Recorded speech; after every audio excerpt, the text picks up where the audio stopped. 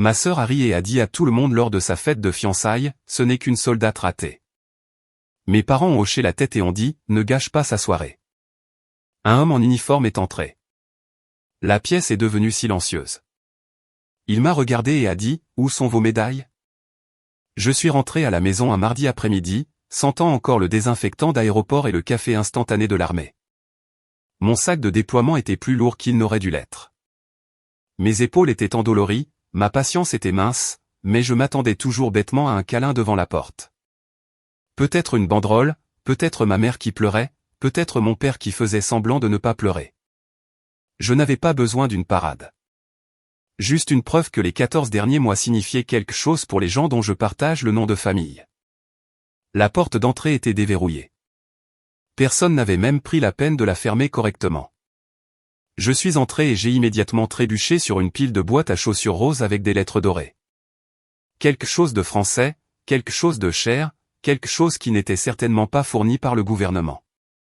J'ai traîné mon sac de voyage devant une tour de sacs de vêtements, un anneau lumineux sur un trépied et un porte-manteau roulant rempli de robes à paillettes. Mes bottes ont laissé de la poussière sur le sol en marbre qui était du parquet normal avant que ma sœur ne découvre les améliorations esthétiques de la maison. Bonjour, ai-je appelé. La voix de ma mère flottait depuis la cuisine. Elena, c'est toi. Attends, ma chérie. Elle est apparue 2 secondes plus tard, s'essuyant les mains sur un torchon. Qui coûtait plus cher que tout mon budget mensuel de messe. Elle m'a serré dans ses bras rapidement, vite, poliment, comme on salue un cousin que l'on voit une fois par an et dont on ne se souvient pas. Eh bien, oh mon Dieu, tu es à la maison, a-t-elle dit. Tu as l'air plus mince. Le déploiement fait ça. Derrière elle, mon père était assis à l'îlot de la cuisine, défilant sur son téléphone avec l'intensité d'un homme qui surveille les cours boursiers. Il a levé les yeux. Salut, gamine, bon retour. Pas de câlin, pas de lever, juste un signe de tête comme si j'étais revenu d'un week-end de camping. Pas d'une zone de conflit. J'ai souri quand même. Vieille habitude, courtoisie militaire. Ne pas montrer de déception. Ne pas rendre la situation gênante. La famille s'en était déjà chargée. Je vais mettre mes affaires dans ma chambre, ai-je dit. Ma mère s'est figée. Mon père s'est raclé la gorge. C'est là que j'ai su que quelque chose n'allait pas. Les familles ne se figent pas comme ça à moins que quelqu'un ne soit sur le point de confesser un crime ou une liaison ou les deux. Ma chérie, a dit ma mère avec prudence, à propos de ta chambre. Nous avons marché dans le couloir. Mes bottes faisaient des bruits sourds sur le sol.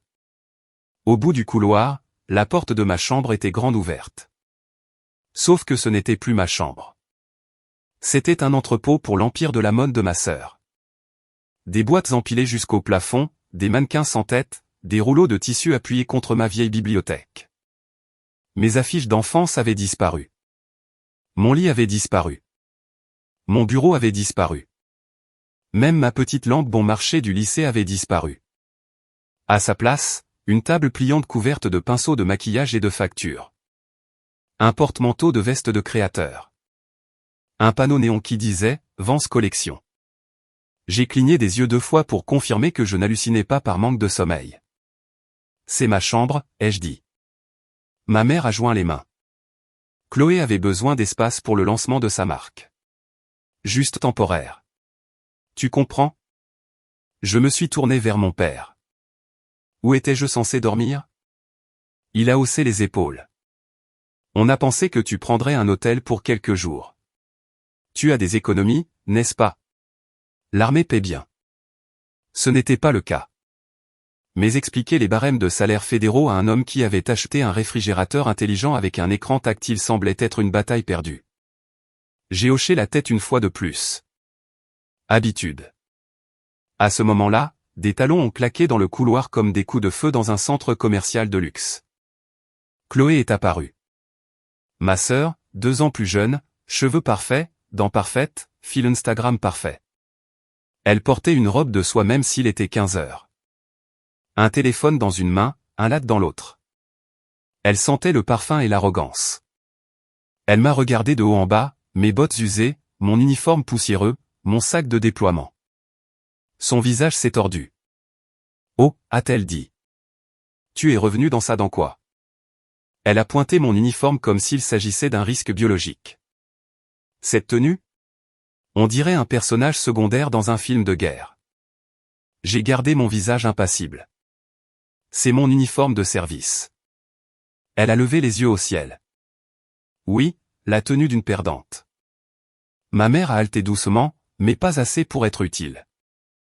Mon père a regardé son téléphone à nouveau, faisant semblant de ne pas l'entendre. Chloé est passée devant moi, dans ce qui était ma chambre. Elle a soulevé un cintre et a examiné une veste. Au fait, a-t-elle dit sans me regarder, sois cool ce soir. Je rencontre un investisseur. Grosse affaire. Ne m'embarrasse pas avec ton énergie militaire, quelle qu'elle soit. L'énergie militaire comme si c'était une maladie contagieuse. J'ai fixé mon ancienne entrée. Le cadre de la porte avait encore les marques de taille que mon père dessinait quand j'étais enfant. Elles étaient maintenant couvertes par une affiche de Chloé posant à côté d'une voiture de sport qui ne lui appartenait pas. Je me suis détourné avant de dire quelque chose qui rendrait cette famille encore plus ridicule qu'elle ne l'était déjà. Je vais garer ma voiture dans le garage, ai-je dit. Ensuite, je partirai. Chloé a ri. Oh non, a-t-elle dit. Mon SUV est dans le garage. Tu peux te garer dehors. Je l'ai suivi jusqu'à l'entrée. Son SUV blanc était dans le garage comme un trône sur roues. Ma vieille voiture était au bord du trottoir, poussiéreuse et cabossée, tenue par la loyauté et un entretien bon marché. Tu veux que je laisse ma voiture dans la rue, ai-je demandé. Elle a siroté son latte. Oui, ça ne correspond pas à l'ambiance de la maison. L'ambiance. Pas la sécurité, pas le temps, pas la sûreté. L'ambiance. J'ai regardé mes parents. Ma mère a souri nerveusement.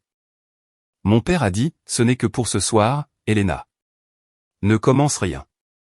Commencer quoi que ce soit. J'avais passé des mois dans des endroits où commencer quoi que ce soit pouvait tuer des gens. Ici, commencer quoi que ce soit signifiait nuire à l'humeur de Chloé avant sa réunion de mode.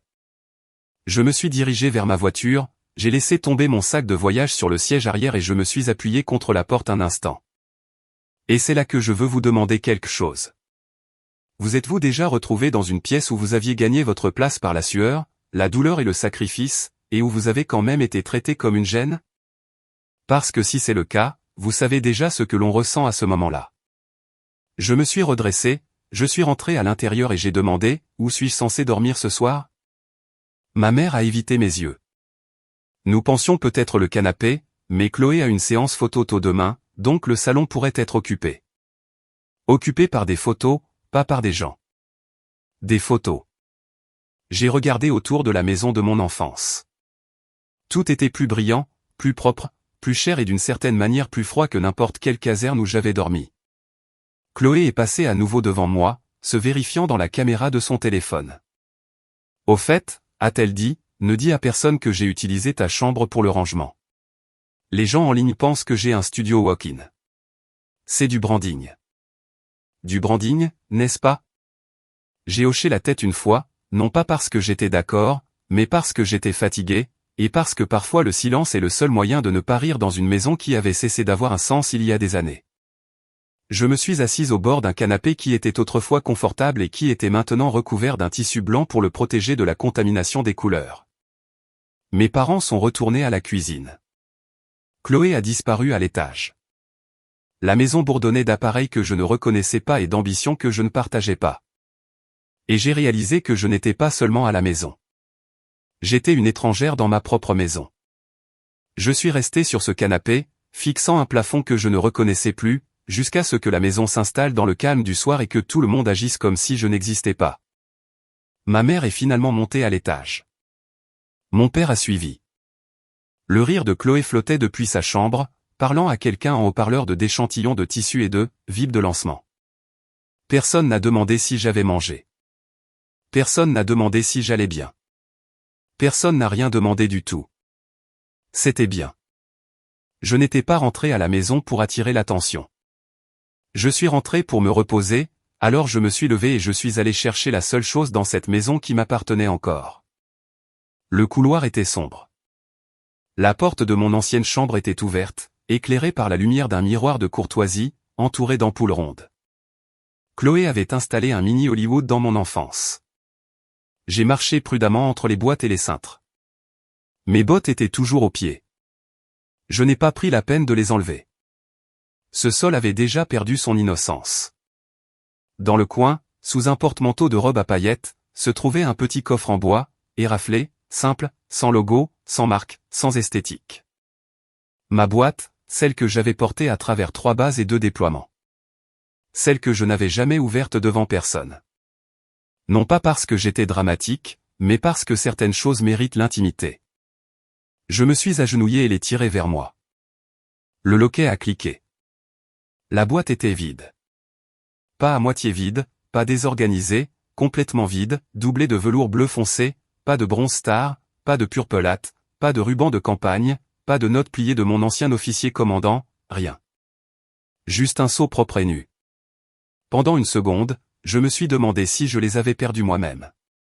Peut-être en transit, peut-être en stockage. Peut-être que je les avais déplacés quelque part et que j'avais oublié.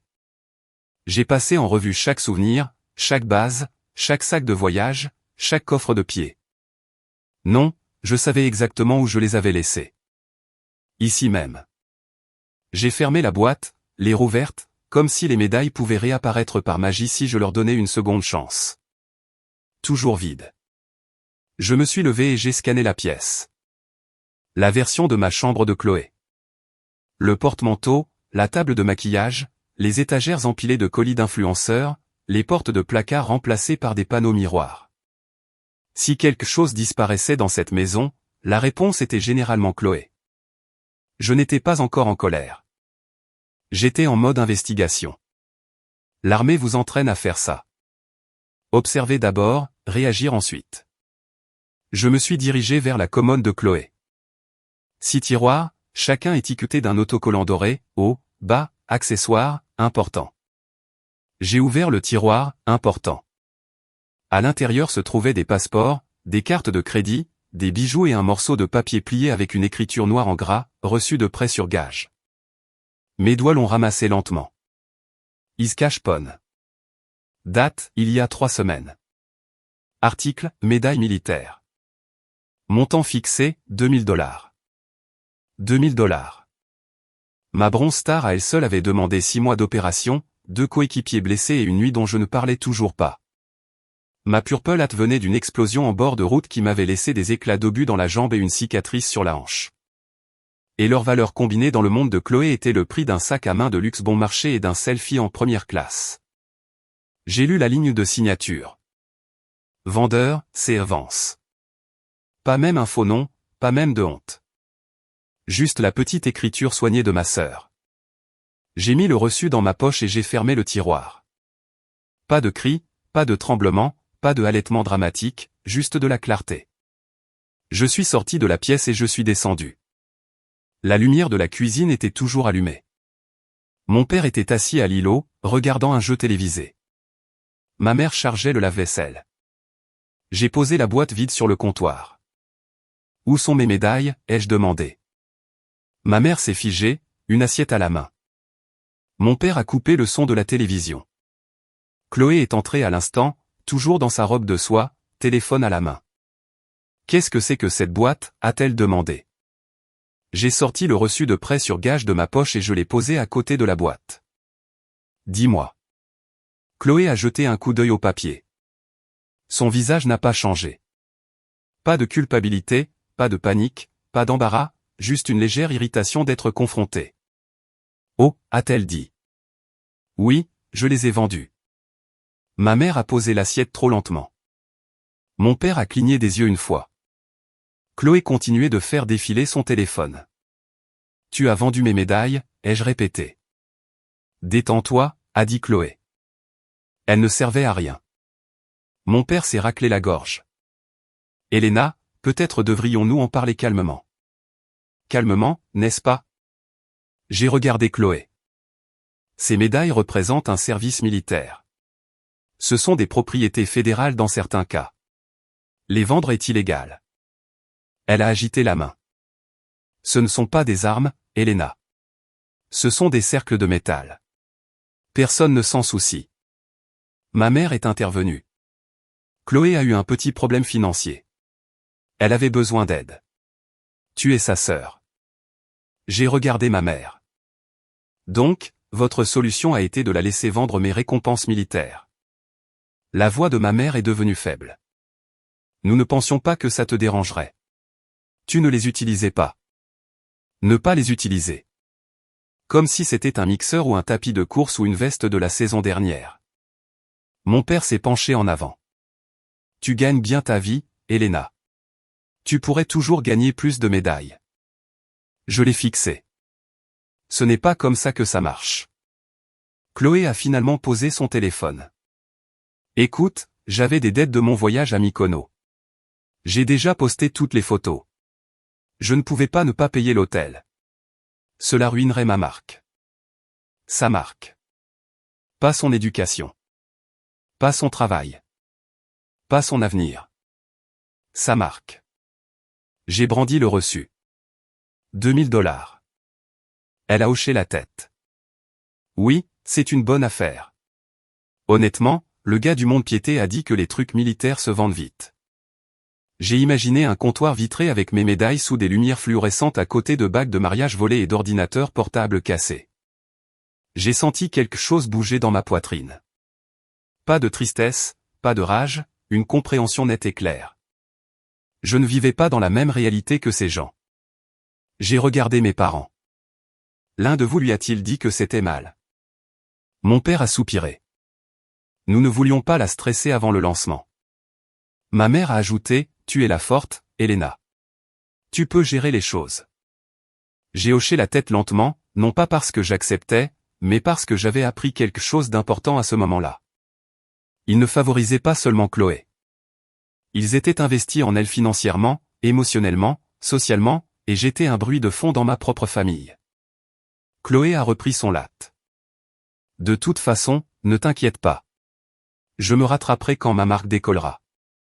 Je l'ai regardé, puis mes parents, puis la boîte vide, et j'ai doucement fait glisser la boîte dans mes mains, sentant à quel point elle était légère maintenant, à quel point il était facile de porter quelque chose qui avait autrefois été lourd de sens.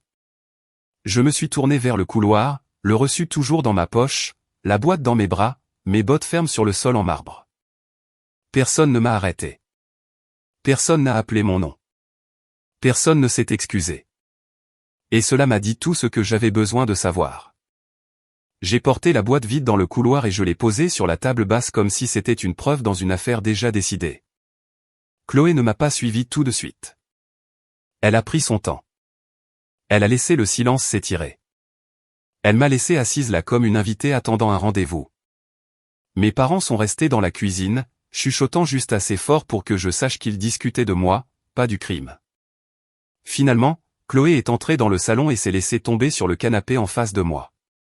Elle a croisé les jambes, a vérifié son reflet dans la caméra de son téléphone et s'est souri. « Tu es dramatique », a-t-elle dit. Je me suis penché en avant, les coudes sur les genoux. « Tu as vendu des décorations militaires fédérales qui m'avaient été décernées pour service. Tu comprends ce que ça veut dire ?» Elle a froncé les sourcils. « Tu ne cesses de le dire comme si c'était une affaire importante. » C'est une affaire importante. Elle a penché la tête. Pour qui? Les vieux au VFW. Ils ne sont pas ton public. Je le suis. J'ai attendu un indice d'empathie. Une fissure? Un tressaillement? Quelque chose d'humain? Rien. Elle a tendu la main et a attrapé un coussin décoratif, le serrant comme si elle était la victime de cette situation. J'avais besoin d'argent, a-t-elle dit. Tu as toujours eu tout à portée de main. Bourse, avantages militaires, soins de santé gratuits. Tu es pratiquement une adulte parrainée par le gouvernement. J'ai cligné des yeux une fois. J'ai gagné chaque partie de cela. Chloé a ricané. En jouant aux soldats. Félicitations. J'ai pris une lente inspiration. Pas pour le calme, pour le contrôle. Mon père est apparu dans l'entrée, les mains dans les poches. Ma mère planait derrière lui comme une assistante nerveuse. « Les filles, a dit mon père, n'escaladons pas. » Je l'ai regardée. Elle a commis une fraude et a vendu des biens volés. Ma mère s'est avancée. « Elena, s'il te plaît. Chloé ne voulait pas faire de mal. Chloé a levé les sourcils. Oui, le mal, c'est comme les trucs de guerre. C'est du business. J'ai failli rire. Presque. Au lieu de cela, j'ai ressorti le reçu de prêt sur gage et je l'ai brandi. C'est la preuve. Si je vais au poste de police avec ça, Chloé est arrêtée. Le visage de ma mère s'est vidé de ses couleurs. Mon père a levé la main. Attends. Chloé s'est redressée. Tu ne me ferais pas ça.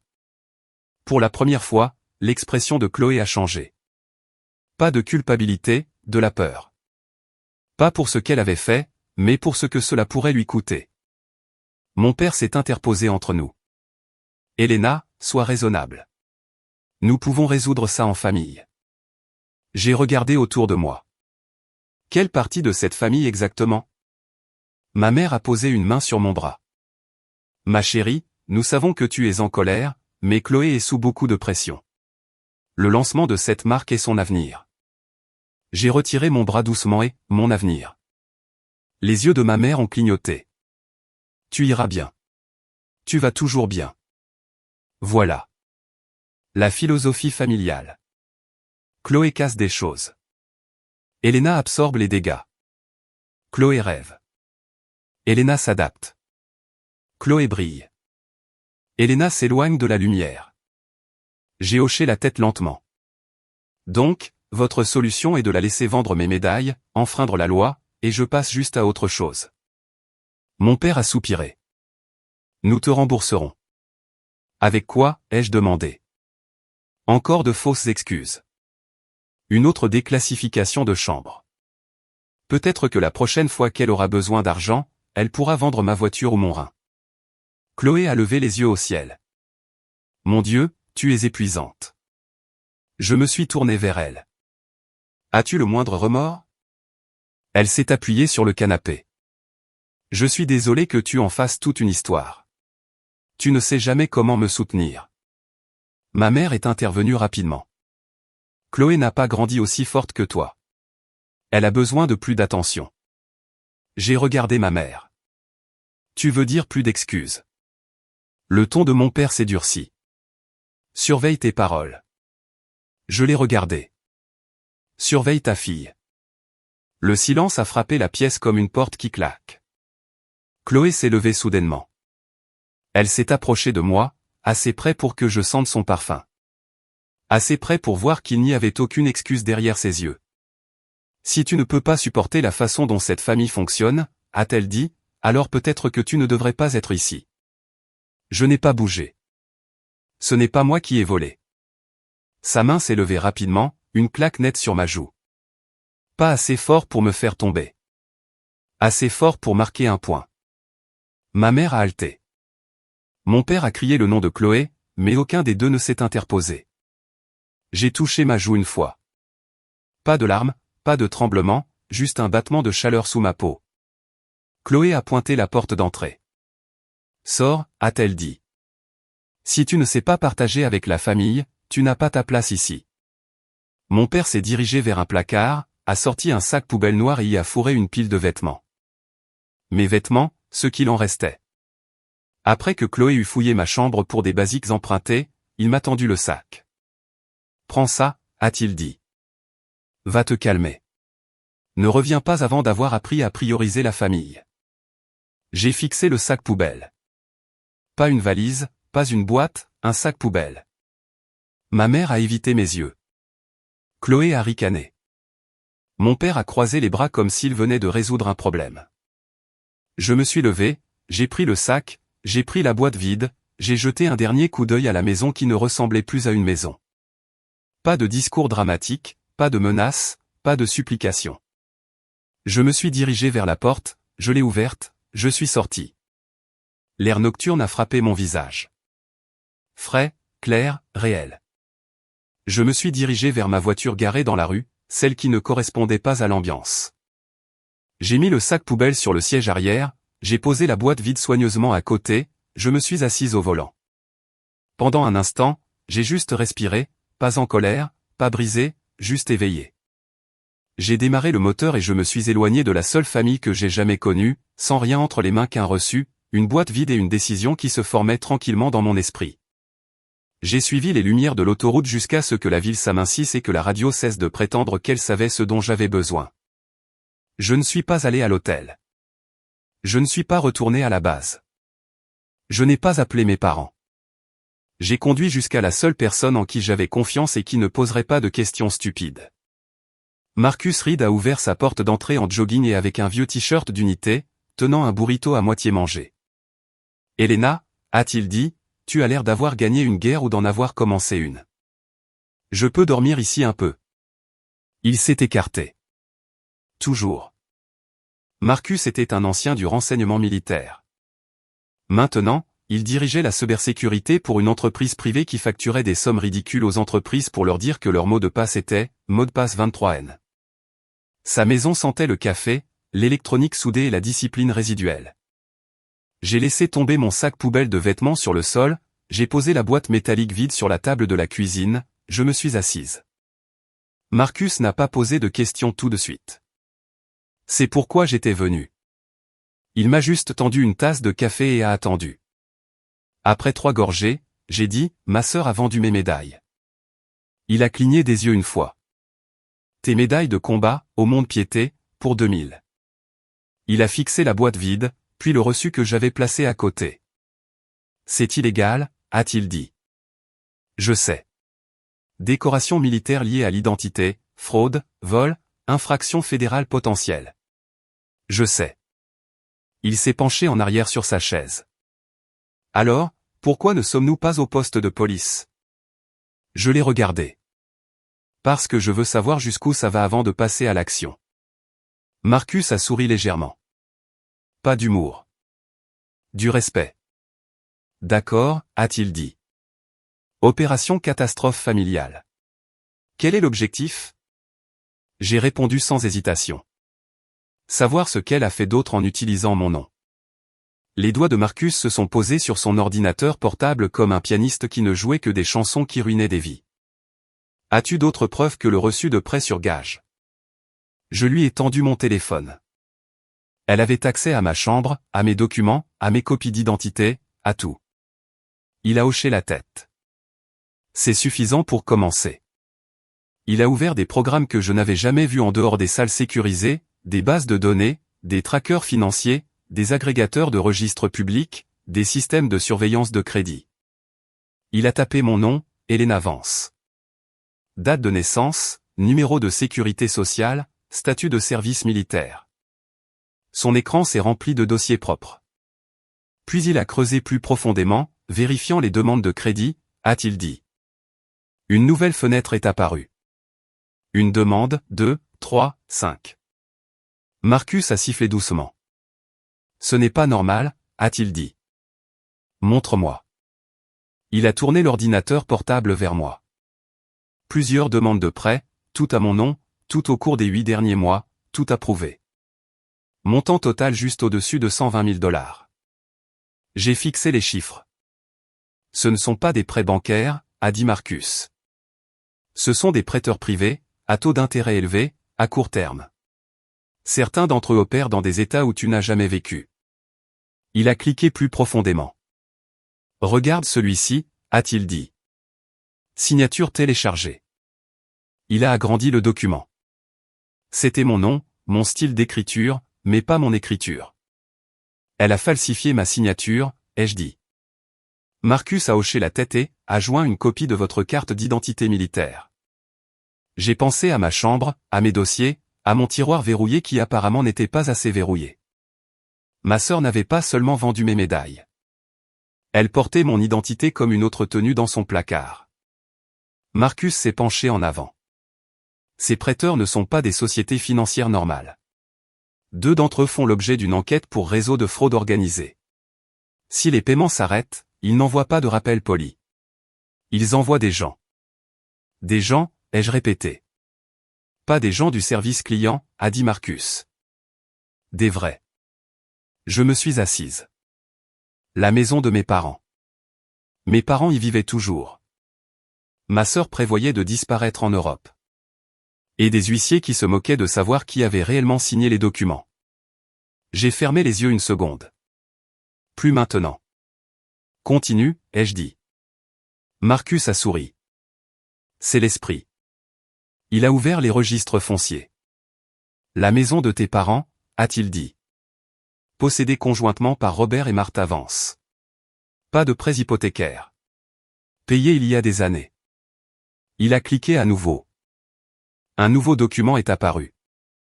Enregistrement de privilèges. Maison utilisée comme garantie pour un projet d'investissement étranger. Autorisation signée par moi, ou plutôt mon faux nom. Marcus a zoomé sur la signature. C'est la même fausse écriture, a-t-il dit. J'ai fixé le document. La maison de mes parents, le seul actif stable dans ce désordre, l'endroit qui abritait maintenant des chaussures de créateur et de Lego. Ma sœur l'avait utilisé comme levier. Marcus a tapé sur l'écran. Si cet investissement fait défaut, la maison est saisie. J'ai expiré lentement. Pas dramatique, pas émotionnel, juste de la clarté s'accumulant sur de la clarté. Ma sœur n'était pas seulement égoïste. Elle était dangereuse. Pas avec les poings. Pas avec des armes.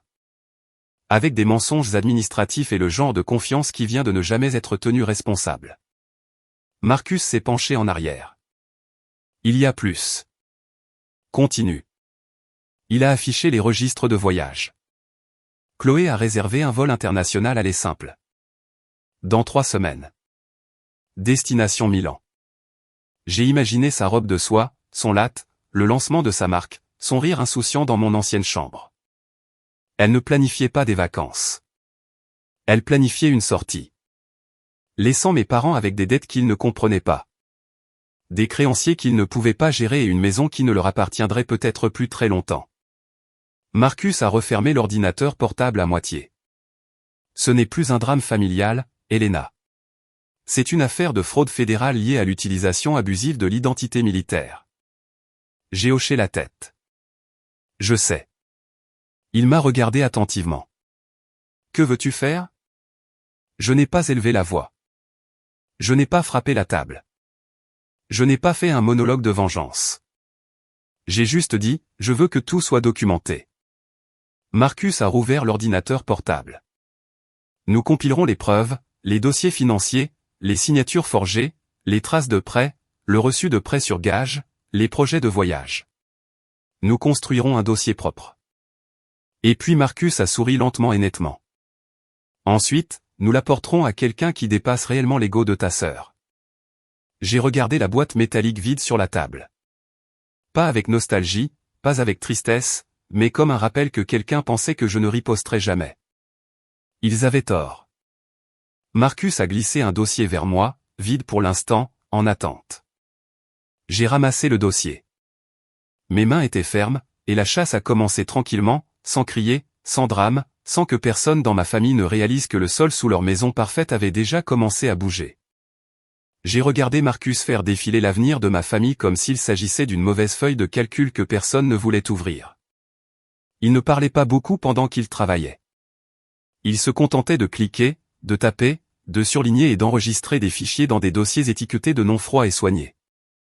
Preuves, transactions, signatures, propriétés, voyages, le genre d'organisation qui transforme le chaos en pièces à conviction.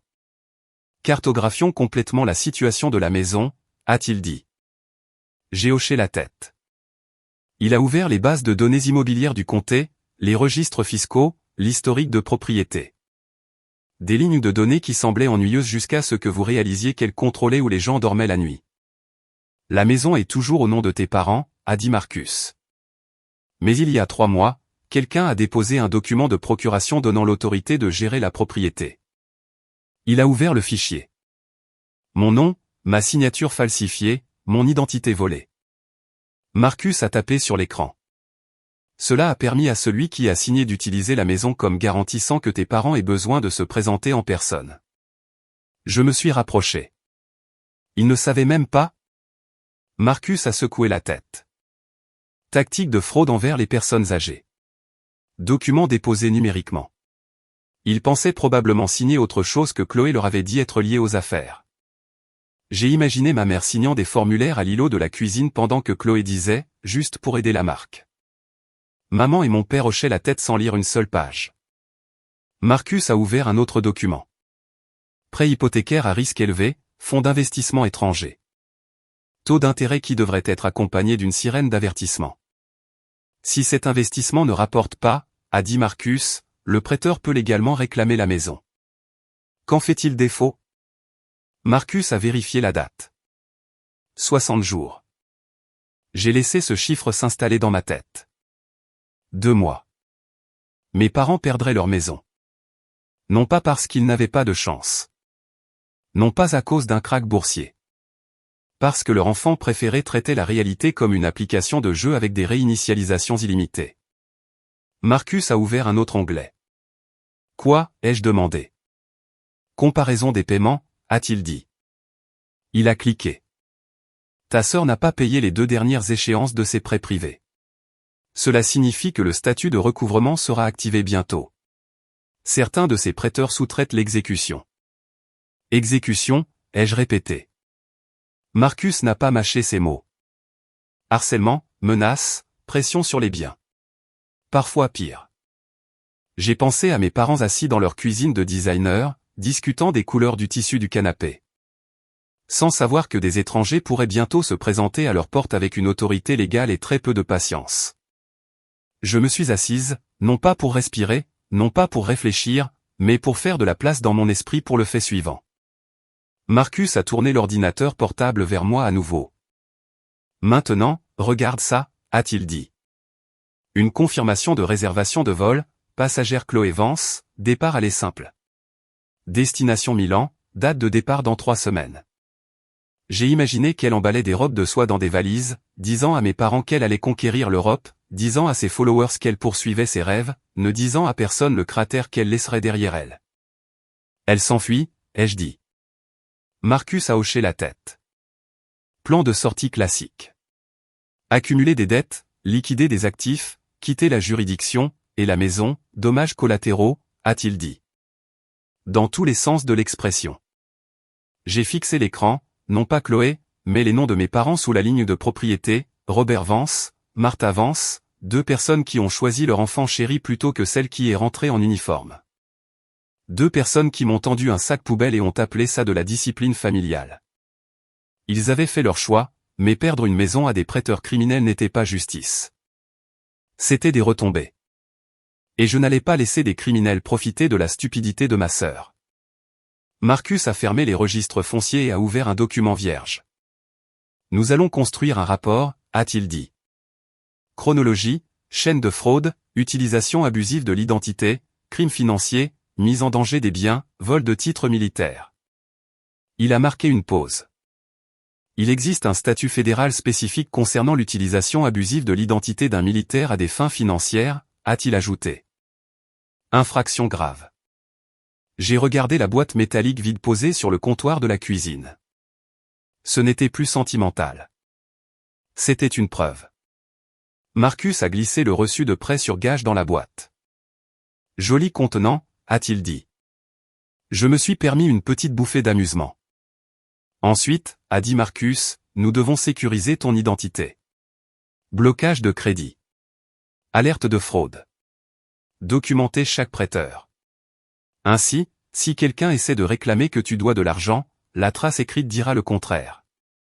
Il a travaillé vite. J'ai regardé, non pas parce que je ne lui faisais pas confiance, mais parce que j'avais besoin de comprendre chaque angle de ce champ de bataille. À minuit, mon nom était protégé. Mes comptes signalés, mon profil financier verrouillé. Mes parents n'avaient toujours aucune idée qu'ils étaient assis sur une bombe légale à retardement. Ma sœur pensait toujours qu'elle avait gagné. Marcus s'est penché en arrière et s'est étiré. Tu réalises, a-t-il dit, que ça dépasse de loin la cour des petites créances. Je sais. Tu auras besoin de documents militaires officiels, de dossiers de service, de citations d'honneur, de preuves d'identité, de vérification de commandement. J'ai hoché la tête. Et, a dit Marcus, une fois que cela sera officiel, ce ne sera pas seulement ta sœur qui sera en cause. Ce sera quiconque l'a soutenue. J'ai pensé à la voix douce de ma mère disant, tu iras bien. Tu vas toujours bien. J'ai pensé à mon père me tendant un sac poubelle comme un sac de départ d'hôtel. Je suis consciente, ai-je dit. Marcus m'a regardé longtemps. Aucune hésitation, a-t-il dit. C'est tout à fait toi. J'ai failli sourire. Marcus a rassemblé les dossiers, les captures d'écran, les enregistrements, l'ébauche du rapport. Il m'a glissé la pile. C'est suffisant pour lancer une enquête fédérale, a-t-il dit, surtout avec l'angle de l'identité militaire. J'ai posé ma main sur le dossier supérieur. Il semblait plus lourd que mon sac de déploiement ne l'avait jamais été. Mais cette fois, je ne portais pas d'équipement. Je portais un levier. Marcus a versé du café frais dans nos 2 tasses. À la chasse tranquille, a-t-il dit. J'ai levé la mienne, à ne pas laisser les idiots détruire tout ce qu'ils touchent. À l'extérieur, le quartier était silencieux, normal, paisible, complètement inconscient qu'à l'intérieur de cette petite maison, une marque de mode était sur le point d'entrer en collision avec le droit fédéral. Des prêteurs organisés et une soldate qui avait finalement décidé d'arrêter d'absorber les dégâts et de commencer à les diriger. J'ai quitté la maison de Marcus avant le lever du soleil, un dossier de preuves sur le siège passager, et du café que je n'ai pas goûté dans ma main. Je n'ai pas appelé mes parents. Je n'ai pas envoyé de SMS. Je n'ai rien posté de dramatique en ligne. Ce n'était pas le genre de problème résolu avec des citations vagues et des selfies tristes. J'ai conduit directement au bureau régional de l'administration militaire. Le genre de bâtiment qui a l'air ennuyeux de l'extérieur et terrifiant de l'intérieur si vous avez fait quelque chose de stupide impliquant la loi fédérale. La réceptionniste a levé les yeux en me voyant entrer. Non. Elena Vance. Ancien sergent-chef. Ses doigts se sont arrêtés sur le clavier. Que pouvons-nous faire pour vous, sergent? Je dois parler au colonel James Miller. Ses yeux se sont levés. Avez-vous un rendez-vous? J'ai posé ma carte d'identité de service sur le comptoir. Je pense qu'il voudra voir ça. Elle a passé un appel, a murmuré, m'a regardé à nouveau, puis a pointé un couloir. Bureau au bout. Allez-y. J'ai passé devant des photos encadrées d'unités, de drapeaux, de mentions élogieuses et de slogans de motivation qui ne mentionnaient jamais la trahison familiale. Mes bottes résonnaient fermement sur le carrelage. Mon rythme cardiaque n'avait pas d'importance. La mission, oui. Le colonel Miller a ouvert sa porte avant que je ne frappe. Il était toujours grand, toujours aux épaules carrées, il avait toujours l'air d'un homme qui repassait son âme en même temps que son uniforme. Elena, a-t-il dit, je ne m'attendais pas à vous revoir si tôt. Je suis entré et j'ai posé le dossier sur son bureau. J'ai besoin d'aide, ai-je dit. Il m'a fait signe de m'asseoir. Commencez par le début. Je n'ai pas commencé par le début. J'ai commencé par les faits. Mes médailles militaires ont été volées et vendues. Mon identité a été utilisée pour contracter des prêts frauduleux. Ma signature falsifiée a été utilisée pour inscrire une hypothèque sur la maison de mes parents. La personne responsable est ma sœur. Voici les preuves. Il a ouvert le dossier. Reçu de prêt sur gage, document de prêt, comparaison de signature, registre foncier, réservation de voyage, le rapport propre et structuré de Marcus. Le colonel Miller a lu en silence, sans réagir, sans interrompre, juste en absorbant. Quand il est arrivé à la page montrant le reçu de prêt sur gage, sa mâchoire s'est légèrement contractée. Quand il est arrivé à l'utilisation falsifiée de l'identité militaire, ses doigts se sont arrêtés. Quand il est arrivé au résumé du montant total de la fraude, il s'est penché en arrière sur sa chaise. C'est grave, a-t-il dit. Oui, monsieur. Ce n'est pas seulement un conflit familial, a-t-il dit. C'est une utilisation criminelle de l'identité d'un militaire. C'est une infraction fédérale, et la vente de décorations décernées est également une violation. Je suis au courant, monsieur. Il m'a regardé directement. Pourquoi m'apportez-vous cela et non à la police civile? Parce que, ai-je dit, cela implique des dossiers militaires, des honneurs militaires et une fraude d'identité liée à un militaire. On m'a dit que votre bureau gère cette coordination. Il a hoché la tête une fois. Correct. Il a tendu la main vers son téléphone. En quelques minutes, j'ai vu une série d'appels se produire qui, je le savais, signifiait que des portes s'ouvraient et ne se refermaient jamais facilement. Enquête spéciale, a-t-il dit au téléphone. Oui, j'ai une affaire. Oui, militaire vérifié. Oui, preuve documentée. Il a donné mon nom, mon numéro de matricule, la nature des crimes. Puis il a raccroché. Il s'est tourné vers moi. Elena, une fois que nous aurons procédé, cela ne restera pas privé. Il y aura des mandats, des perquisitions, des pouvoirs d'arrestation. Votre famille sera impliquée. Ma famille est déjà impliquée, ai-je dit. Il a étudié mon visage, sans juger, mesurant. Êtes-vous prête pour les retombées, a-t-il demandé. J'ai pensé aux douces excuses de ma mère, au sac poubelle de mon père, à la gifle de Chloé, à ma boîte métallique vide. Je le suis, ai-je dit. Il a hoché la tête. Bien, a-t-il dit. Parce que je ne laisserai personne transformer l'honneur d'un militaire en marchandise de mont-de-piété sans conséquence. Il s'est levé et s'est dirigé vers un placard verrouillé, l'a ouvert, a sorti des formulaires, de vrais formulaires, pas des plaintes en ligne, pas des tickets de service client, des formulaires fédéraux. Il les a remplis avec une vitesse entraînée, a tapé sur un terminal sécurisé, a imprimé des documents avec des codes-barres et des filigranes. C'est une demande d'autorisation de perquisition et de saisie d'urgence, a-t-il dit. C'est une demande de mandat d'arrêt pour fraude, usurpation d'identité et vol de biens militaires. Il a glissé les papiers sur le bureau. Signez ici pour confirmer votre déclaration. J'ai signé ma vraie signature, propre, claire, lisible. Il a apposé sa propre signature sous la mienne. Puis il a tamponné les pages. Pas symboliquement, officiellement. Il a repris le téléphone. Bureau juridique, a-t-il dit. Mandats autorisés. Oui. Exécuté avec coordination fédérale. Il a raccroché et m'a regardé. Vous comprenez, a-t-il dit, une fois que ceux-ci sont servis, il n'y a pas de négociation, pas d'intervention familiale, pas de règlement discret. Je ne cherche pas le calme, ai-je dit. Il a fait un petit signe de tête. Il y a encore une chose, a-t-il dit. Parce que cela implique des honneurs militaires volés, j'accompagnerai personnellement l'équipe d'exécution. Non pas en tant que votre ancien commandant, mais en tant que représentant du service. Je ne lui ai pas demandé. Il n'a pas eu besoin d'être convaincu. Certaines limites comptaient pour lui. Il a pris les mandats et les a placés dans un dossier en cuir. Il s'est tenu droit, a boutonné sa veste. Nous allons chronométrer cela avec soin, a-t-il dit. Nous ne nous précipitons pas. Nous attendons que le sujet soit présent et public. Conformité maximale, risque minimal. Je savais exactement ce que cela signifiait. Il n'avait pas besoin d'en dire plus. Je n'avais pas besoin de demander.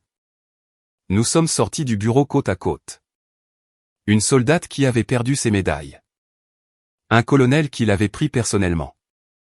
Et dans une banlieue tranquille, une famille sirotant encore des lattes et planifiant des lancements de mode n'avait aucune idée que la gravité légale s'était déjà fixée sur leur porte d'entrée.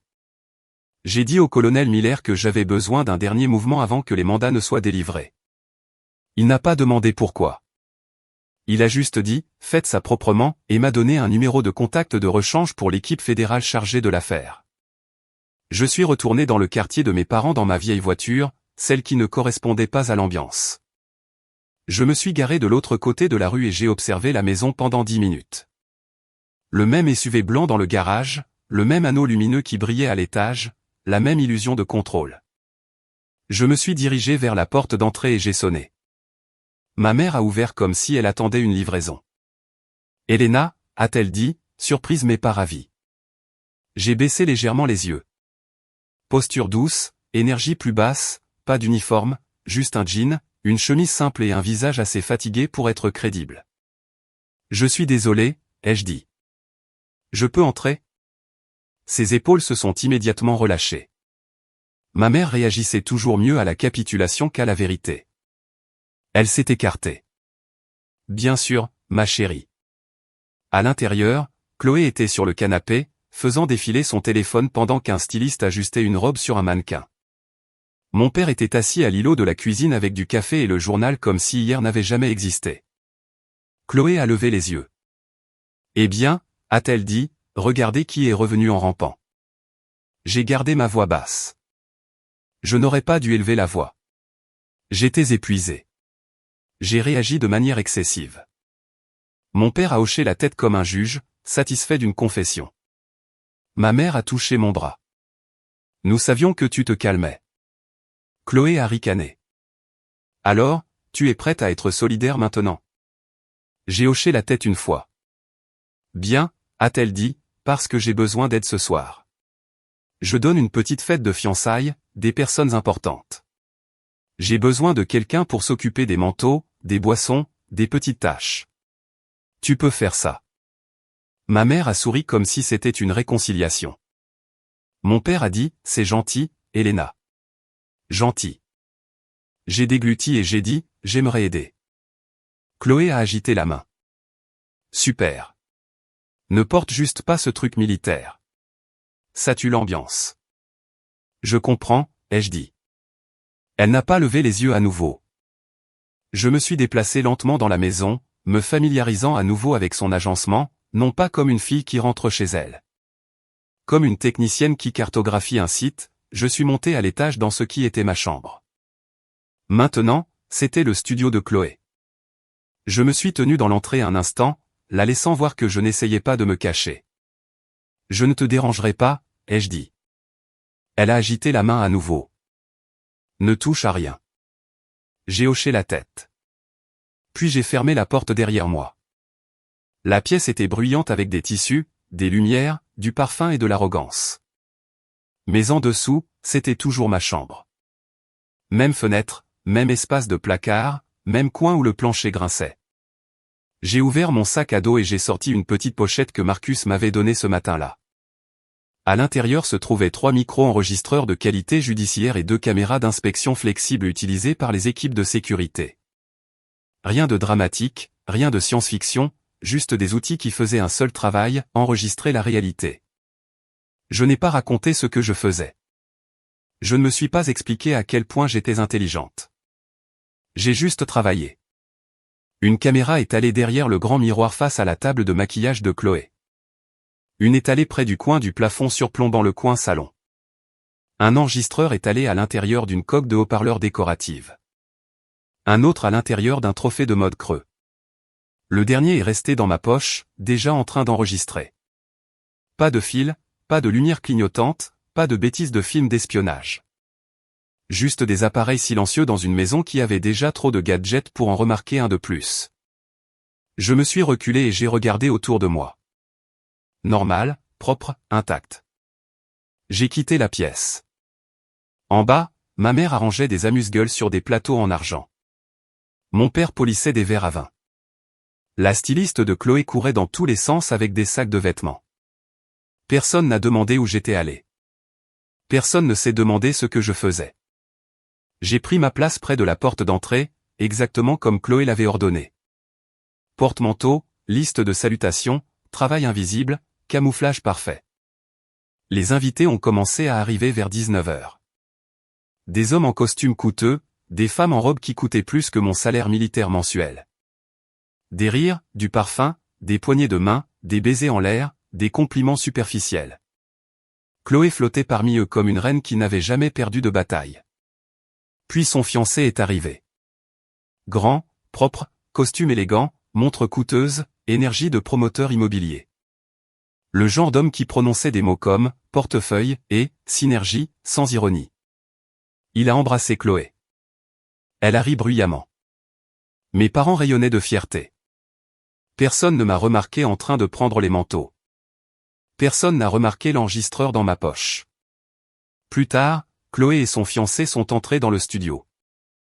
Je les ai vus partir, puis j'ai attendu 10 secondes et je suis passé lentement devant la porte, portant un plateau de boissons. À l'intérieur, ils ne m'ont pas vu, ne m'ont pas entendu, ne s'en sont pas souciés. Ils étaient trop occupés à parler. Une fois le dernier transfert effectué, nous en aurons fini ici, a dit Chloé. Je n'ai pas cessé de marcher, j'ai juste ralenti. Mes parents iront bien, a-t-elle poursuivi. Ils peuvent aller dans une maison de retraite, une pas chère. J'enverrai de l'argent quand j'en aurai envie. Son fiancé a ri. Tu es impitoyable.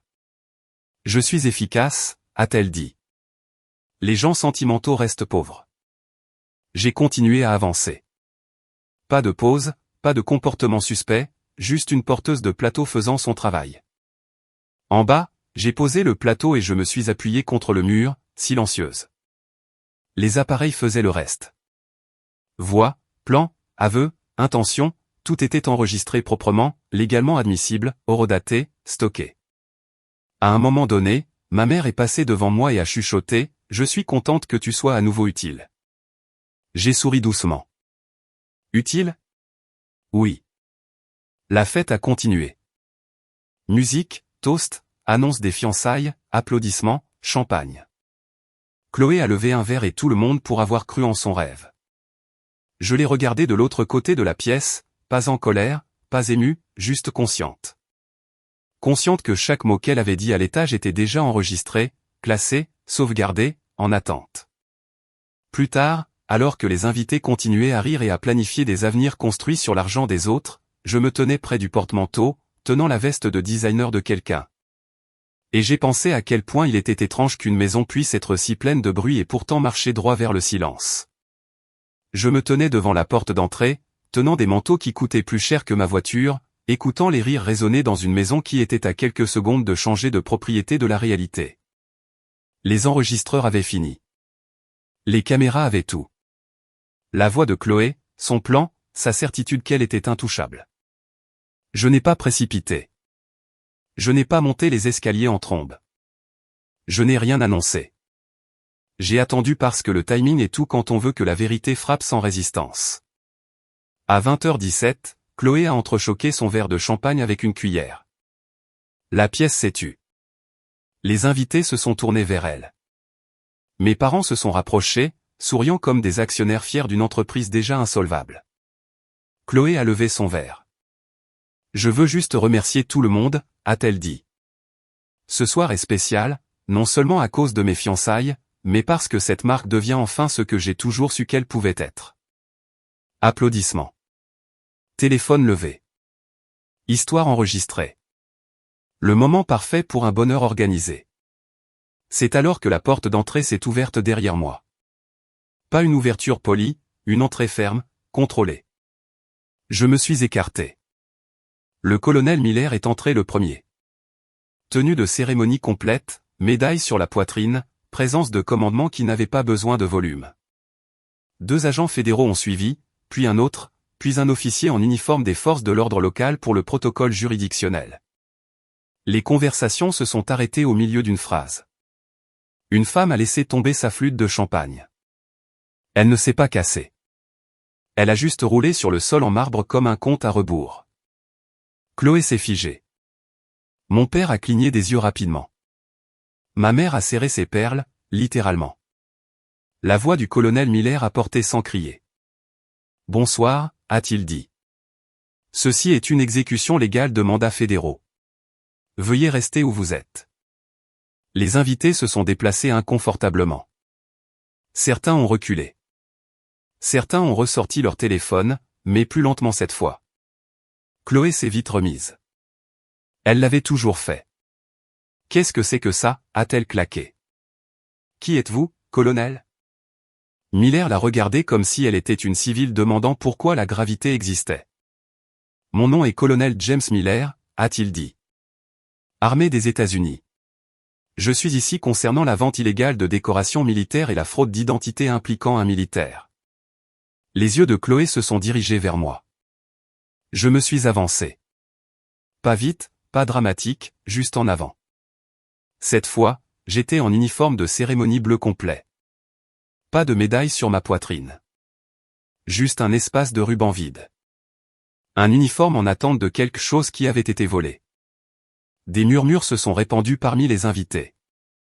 La voix de Chloé a monté. C'est fou. Elle est amère. Elle déteste mon succès. Le colonel Miller ne l'a pas encore regardé. Il m'a regardé. Sergent-chef Elena Vance, a-t-il dit, d'une voix formelle. Est-ce l'individu nommé dans le dossier de preuve? Oui, monsieur, ai-je dit. Il s'est tourné vers les agents. Procédez. Un agent s'est avancé avec un document plié. Chloé Vance, a-t-il dit.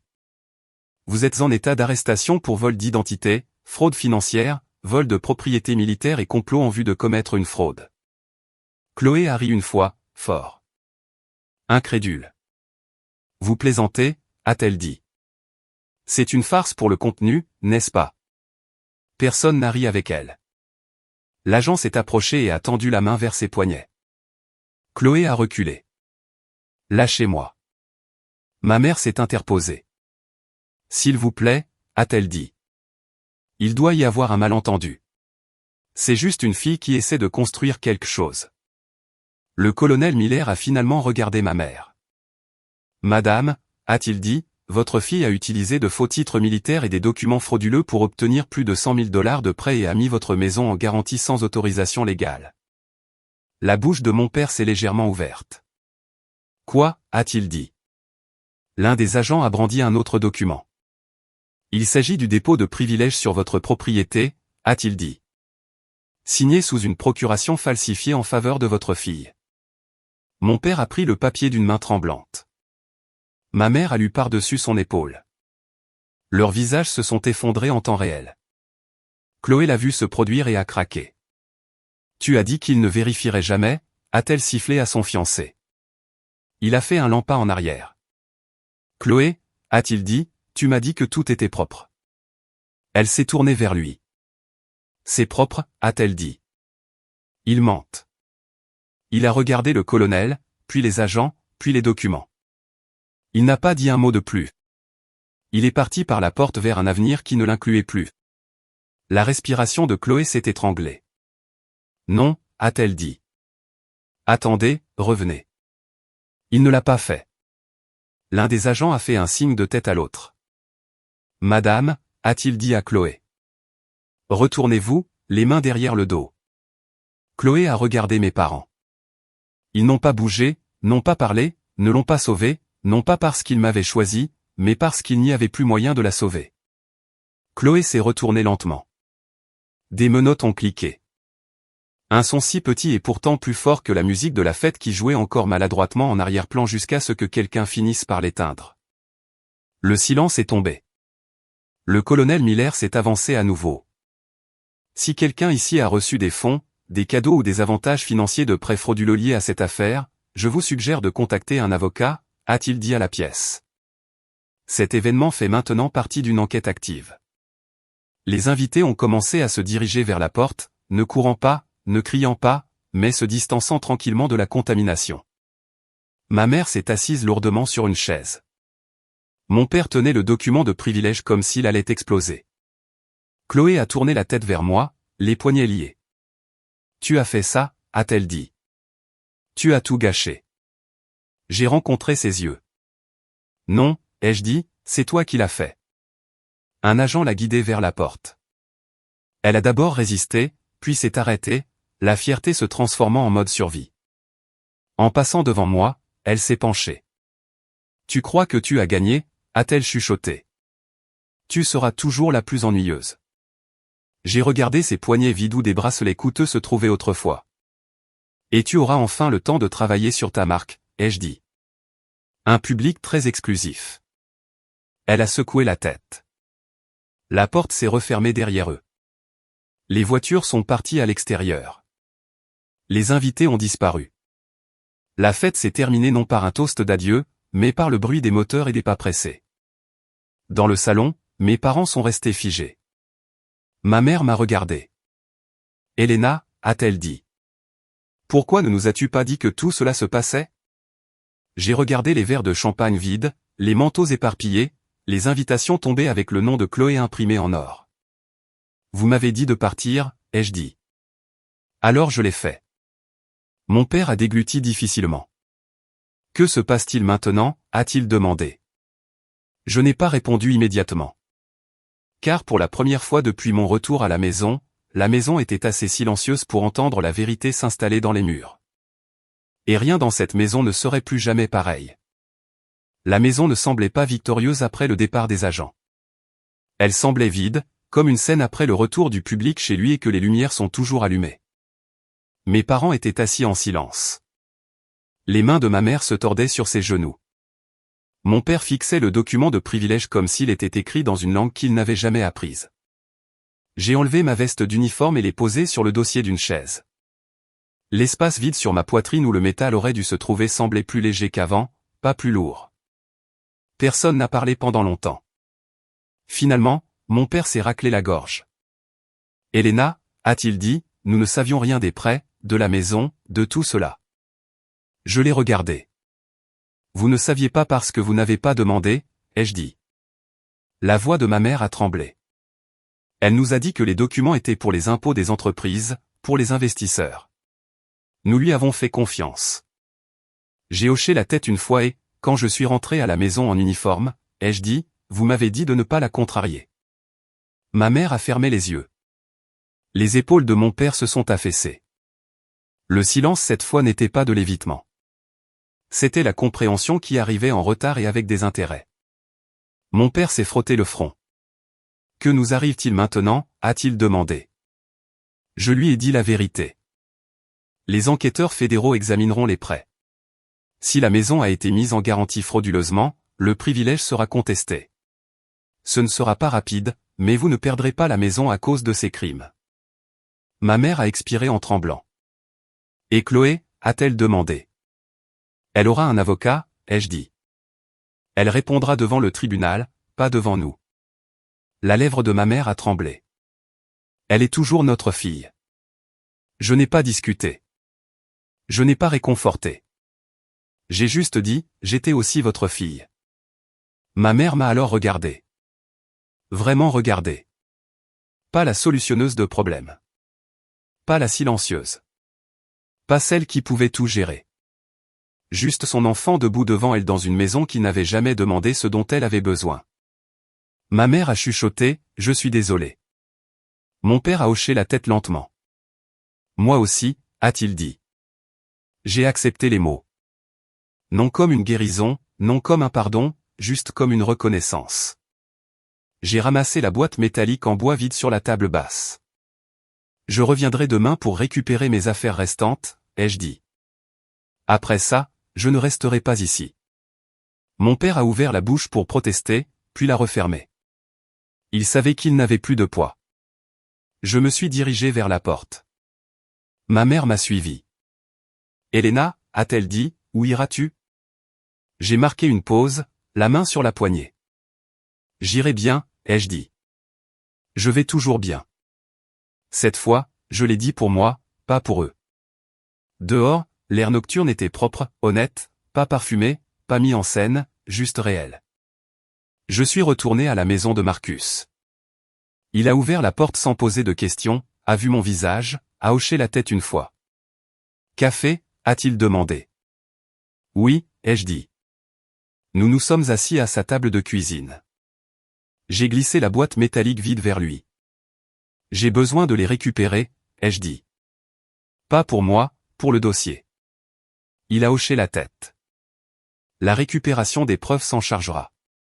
L'inventaire du mont-de-piété est saisi. Tu les récupéreras une fois vérifiés. Je me suis penché en arrière sur la chaise. Pas soulagée, pas triomphante, juste complète. Au cours des semaines suivantes, les choses ont avancé sans ma présence. Dépôt de plainte, enquête, réclamation d'assurance, annulation de fraude. Les créanciers étaient traités comme des marées tirées par une lune qu'ils ne comprenaient pas. Mes parents ont embauché un avocat. Ils ont appris à quel point ils étaient passés près de tout perdre.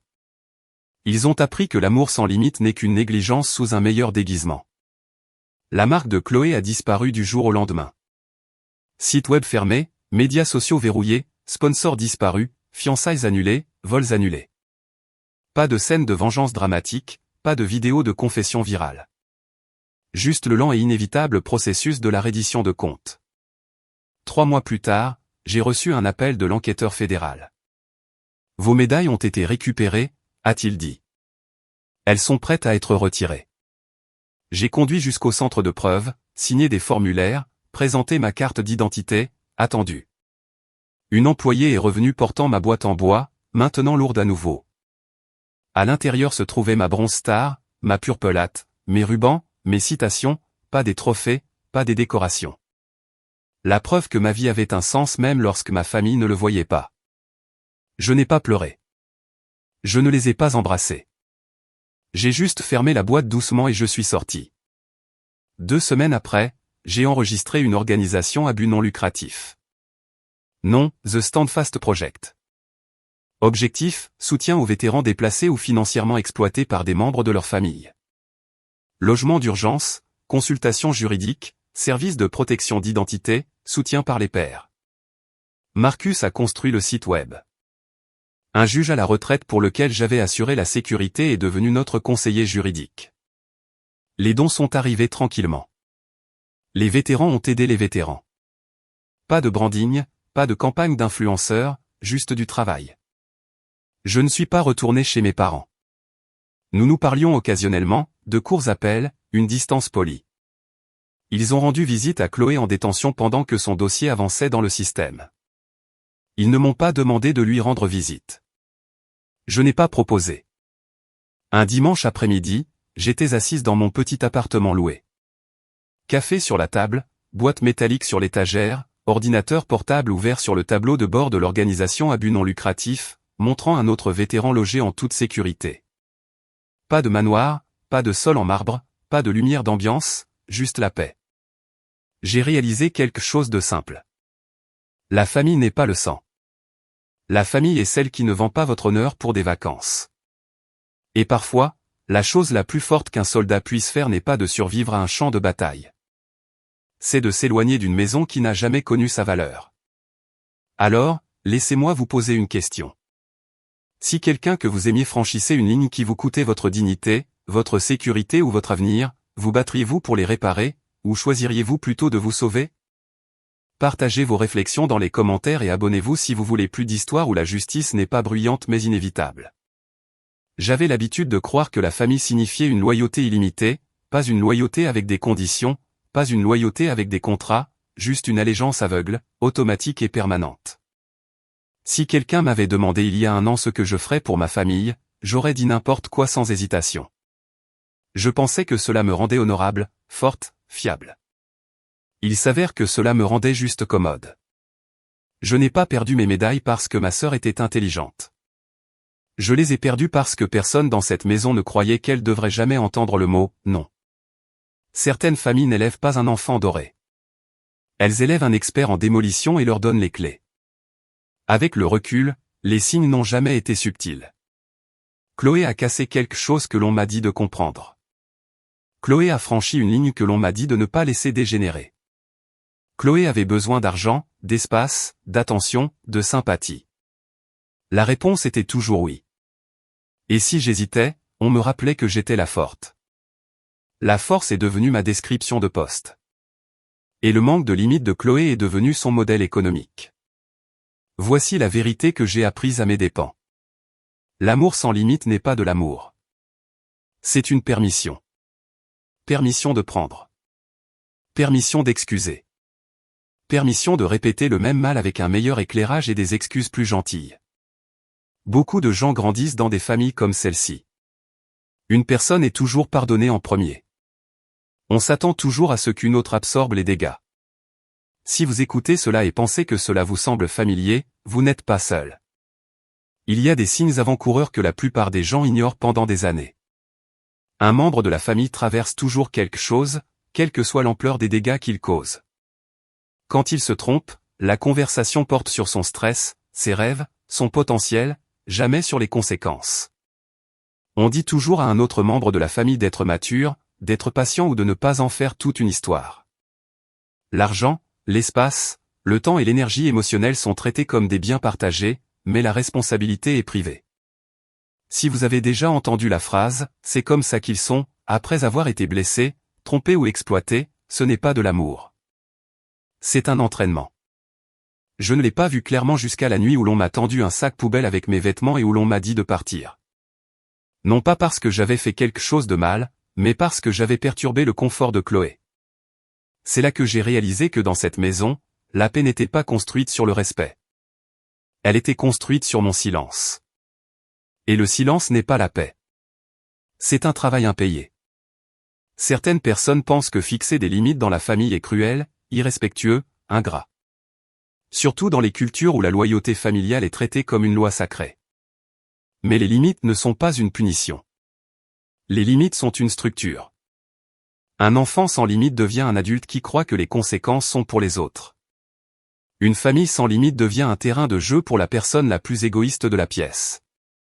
J'ai appris que l'amour sans limite ne rend pas quelqu'un en sécurité. Il le rend imprudent. Parce que si rien ne les arrête jamais, ils n'apprennent jamais où se trouve le bord du précipice avant de tomber. Si mes parents avaient dit non à Chloé la première fois qu'elle a franchi une ligne, rien de ce qui s'est passé n'aurait atteint la cour fédérale. Mais dire non exige de l'inconfort, et certaines familles préféreraient brûler la maison plutôt que de supporter une conversation inconfortable. Alors, soyons pratiques parce que la réflexion sans action n'est qu'une autre forme de divertissement. Si vous vous reconnaissez dans une partie de mon histoire, voici des étapes concrètes qui vous protègent bien avant que les choses n'explosent. Premièrement, protégez vos documents. Votre carte d'identité, votre passeport, votre numéro de sécurité sociale, vos dossiers financiers. Ne partez pas du principe que la famille signifie un accès sûr. L'amour et l'accès ne sont pas la même chose. Deuxièmement, séparez vos finances. Si quelqu'un a votre identifiant bancaire, changez-le. Si quelqu'un peut signer en votre nom, révoquez-le. L'argent partagé sans responsabilité partagée finit toujours mal. Troisièmement, apprenez à dire non sans une explication de 5 paragraphes. Un simple « je ne suis pas à l'aise avec ça » suffit. Si quelqu'un exige une longue justification pour vos limites, il ne les respecte pas. Quatrièmement, faites attention aux modèles, pas aux promesses. N'importe qui peut s'excuser une fois. Les limites sont construites par un comportement qui change, pas par des discours qui se répètent. Et voici la partie la plus difficile pour beaucoup de gens. Fixer des limites avec la famille ne vous rend pas sans amour. Cela vous rend adulte. Je ne me suis pas éloigné de ma famille parce que je les détestais. Je me suis éloigné parce que je me respectais enfin assez pour arrêter de jouer un rôle qui n'existait que pour maintenir quelqu'un d'autre à l'aise. Certaines personnes restent dans des systèmes familiaux toxiques parce qu'elles ont peur d'être seules. Mais la solitude est plus silencieuse que l'exploitation. Et la paix est meilleure que le chaos déguisé en amour. Aujourd'hui, je parle toujours à mes parents. Nous sommes polis. Nous sommes civils. Mais l'ancienne structure a disparu. Il n'y a pas d'accès automatique à mon temps, à mes ressources ou à mon énergie émotionnelle parce que l'amour sans limite m'a presque coûté mon identité, mon avenir financier et ma sécurité. Et je ne répéterai pas cette leçon 2 fois.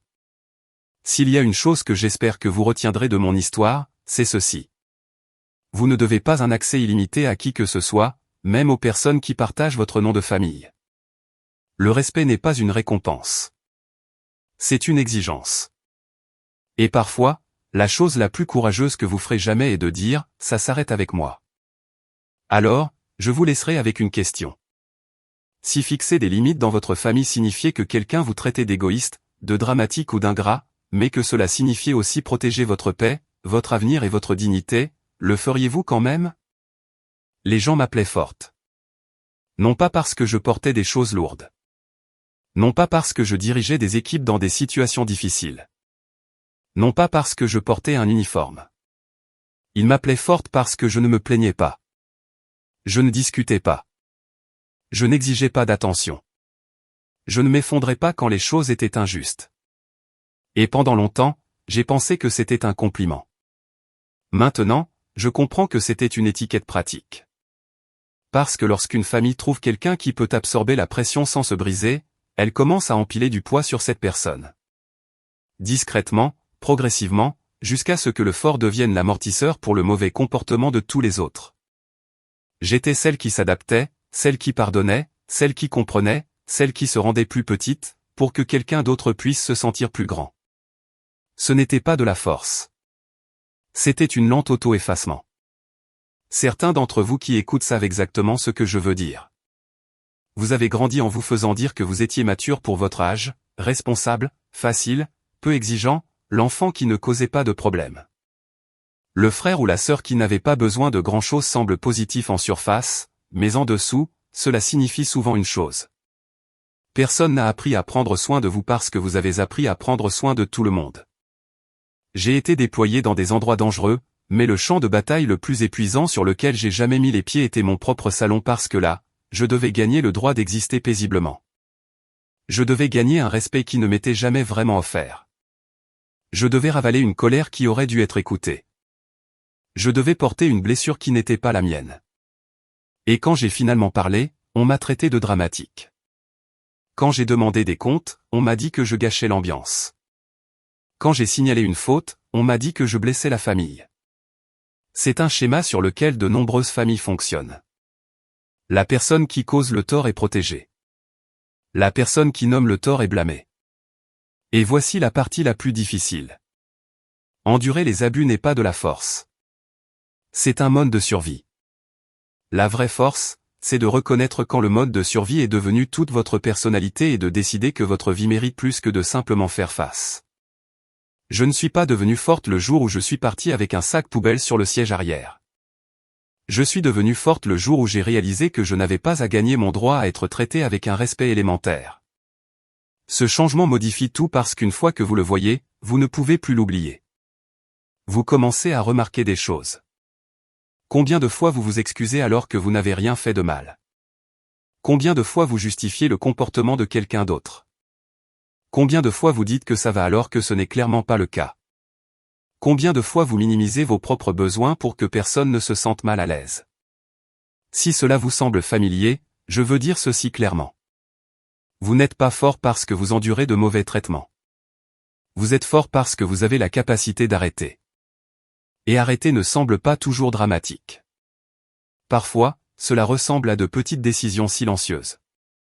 Ne pas répondre à chaque appel, ne pas donner chaque explication, ne pas offrir chaque dollar, ne pas se présenter à chaque dispute à laquelle vous êtes invité. L'indépendance n'est pas seulement financière, elle est émotionnelle. Alors, redevenons pratiques parce que la force sans outil n'est qu'une motivation qui attend de s'évanouir. Si vous êtes dans un système familial où l'on attend toujours de vous que vous teniez tout ensemble, voici des étapes concrètes qui vous aident à retrouver votre équilibre. Premièrement, construisez un système de soutien en dehors de votre famille, amis, collègues, groupes de vétérans, thérapie, communauté en ligne, toute personne qui vous voit comme une personne entière, pas comme un rôle. La famille ne devrait pas être votre seule source de connexion. C'est ainsi que la dépendance devient un piège. Deuxièmement, créez une indépendance physique si possible. Même si c'est un petit espace, même si c'est temporaire, un endroit où vous pouvez fermer une porte et respirer sans être surveillé, jugé ou recruté dans la crise de quelqu'un d'autre. Troisièmement, apprenez à tolérer la culpabilité sans lui obéir. Lorsque vous cessez de jouer votre ancien rôle, les gens vous appelleront égoïste, froide, changée, difficile. Cela ne signifie pas que vous avez tort. Cela signifie que le système a perdu son travailleur le plus facile. Quatrièmement, comprenez que partir n'est pas de la cruauté. Certains environnements ne peuvent pas être réparés de l'intérieur. Parfois, la conversation la plus saine que vous puissiez avoir est la distance. Quand j'ai quitté cette maison, je ne l'ai pas fait avec un discours. Je n'ai pas claqué les portes. Je n'ai pas annoncé d'ultimatum. Je me suis juste retiré d'une structure qui exigeait que je me rapetisse. Et voici quelque chose que personne ne vous dit. Lorsque vous sortez d'un rôle toxique, vous ne vous sentez pas immédiatement libre. Au début, vous vous sentez vide parce que votre identité était construite autour de la gestion des émotions des autres. Quand cela s'arrête, il y a le silence, l'espace, et dans cet espace, vous commencez à découvrir qui vous êtes réellement. Quand personne n'a besoin que vous jouiez un rôle, c'est là que la vraie force commence. Pas la force d'endurance, la force du choix. Je n'ai pas construit une nouvelle vie parce que je voulais me venger. Je l'ai construite parce que j'ai enfin compris que la loyauté sans dignité n'est qu'une soumission portant un nom amical. Et j'ai décidé que je ne vivrai plus de cette façon. Alors si on vous a déjà dit que vous étiez forte, que vous vous en sortiriez alors que ce qu'il voulait vraiment dire, c'est que nous ne voulons pas nous en occuper, je veux que vous entendiez ceci, vous avez le droit de vous choisir. Vous avez le droit de décevoir les gens qui profitent de votre silence. Vous avez le droit de vous éloigner des rôles qui vous ont été attribués et non choisis par vous. Parce que la vraie force n'est pas combien vous pouvez endurer. La vraie force est de savoir quand vous avez assez enduré. Je n'ai pas construit une nouvelle vie pour prouver que j'avais raison. Je l'ai construite pour ne plus jamais avoir besoin de leur approbation. Pendant un certain temps après tout ce qui s'était passé, les gens s'attendaient à ce que je me sente triomphante, comme si j'avais gagné une guerre dramatique, comme si la justice signifiait que je devrais partir en souriant, poitrine bombée, médaille brillante, musique de fond jouant. La vraie vie ne fonctionne pas comme ça. Quand le bruit a cessé, quand les documents judiciaires ont été déposés, quand Chloé était en garde à vue et que mes parents étaient restés à regarder les débris, il n'y a pas eu de parade victorieuse. Il y avait juste le silence. Et dans ce silence, j'avais un choix. Je pouvais laisser ce qui s'était passé me transformer en quelqu'un d'amer, quelqu'un qui ne faisait confiance à personne, quelqu'un qui voyait chaque relation comme une menace potentielle, quelqu'un qui construisait des murs si hauts que personne ne pourrait plus l'atteindre. C'était l'option facile. La douleur aime la compagnie. L'amertume aime se sentir justifiée. Et j'avais beaucoup de justifications. Mais j'avais passé trop d'années à vivre dans le dysfonctionnement de quelqu'un d'autre. Je n'allais pas construire une nouvelle vie qui tournerait toujours autour de ce qu'il m'avait fait. Alors j'ai fait un choix différent. J'ai transformé la douleur en structure. La structure est ce qui m'a sauvé dans l'armée. Des systèmes, des protocoles, des règles claires, des conséquences claires, une responsabilisation claire. Quand quelque chose ne va pas, vous ne pleurez pas juste. Vous corrigez le processus pour que cela ne se reproduise plus. J'ai appliqué la même mentalité à ma vie. Premièrement, j'ai examiné ce qui m'était réellement arrivé. Pas les émotions, pas l'histoire de trahison, les événements concrets. Mon identité avait été volée. Mes finances avaient été mises en danger. La sécurité de mon logement avait été menacée. Mes honneurs militaires avaient été illégalement vendus. Alors je me suis posé une question simple. Si cela pouvait m'arriver, combien d'autres vétérans traversaient la même chose en silence? La réponse était inconfortable. Beaucoup. Des vétérans dont les familles contrôlaient les avantages. Des vétérans dont le crédit était tranquillement détruit par des parents. Des vétérans qui rentraient chez eux pour trouver leurs économies épuisées. Des vétérans qui étaient manipulés émotionnellement parce qu'ils étaient entraînés à endurer, pas à se plaindre. Personne ne parle de ce côté du service. La partie où vous survivez au déploiement pour revenir à la maison à un autre type d'embuscade. Alors au lieu de m'asseoir dans la colère, j'ai construit quelque chose. Une petite organisation à but non lucratif. Pas de branding tape à accent grave-l'œil, pas de déclaration de mission dramatique, juste des services pratiques, des connexions de logement d'urgence pour les vétérans qui avaient besoin de quitter des situations familiales dangereuses, des consultations juridiques pour l'abus d'identité et financier. Des ateliers sur la protection des documents et du crédit. Des groupes de soutien par les pairs où personne n'avait à expliquer pourquoi la famille n'était pas automatiquement sûre. Pas de complexe du sauveur, pas de fantasme de vengeance, juste des systèmes qui résolvaient de vrais problèmes. Parce que la douleur sans direction devient de l'amertume. La douleur avec structure devient un but. Et voici quelque chose d'important. Je n'ai pas construit cela pour être inspirante. Je l'ai construit parce que je ne voulais pas que ce qui m'était arrivé ne soit qu'une histoire tragique que quelqu'un écoute et oublie. Si quelque chose de grave vous arrive et que rien ne change après, ce n'est que de la souffrance. Si quelque chose de grave vous arrive et que vous construisez quelque chose qui l'empêche pour les autres, cela devient un sens. C'est la différence. J'ai toujours mes médailles maintenant. Elles sont dans une simple boîte en bois sur une étagère, ni exposées, ni vénérées, ni utilisées pour la pitié. Elles sont juste là, un rappel que ma valeur n'a jamais été définie par la façon dont ma famille m'a traité. Elle a été définie par ce que j'ai fait quand j'ai réalisé la vérité. Et c'est la partie que je veux vous transmettre. Vous n'avez pas à transformer votre douleur en un projet public. Vous n'avez pas à créer une organisation. Vous n'avez pas à publier des discours de motivation. Mais vous pouvez faire 3 choses simples avec toute expérience difficile. Premièrement, nommez-la avec précision. Pas, ma famille est compliquée. Pas, ce n'était pas si grave. Pas, je réagis probablement de manière excessive. Appelez-la ce qu'elle est. Exploitation, manipulation, négligence, trahison, ce qui convient. Quand vous nommez quelque chose correctement, vous arrêtez de vous manipuler vous-même. Deuxièmement, construisez une limite qui n'existait pas auparavant. Peut-être des finances séparées. Peut-être des documents verrouillés. Peut-être moins d'appels téléphoniques. Peut-être dire, je ne peux pas aider avec ça sans m'excuser. Un changement structurel vaut plus que 1000 promesses émotionnelles. Troisièmement, partagez ce que vous avez appris avec une personne qui en a besoin. Non pas pour les réparer, non pas pour les sauver, juste pour leur faire savoir qu'ils ne sont pas fous de voir ce qu'ils voient.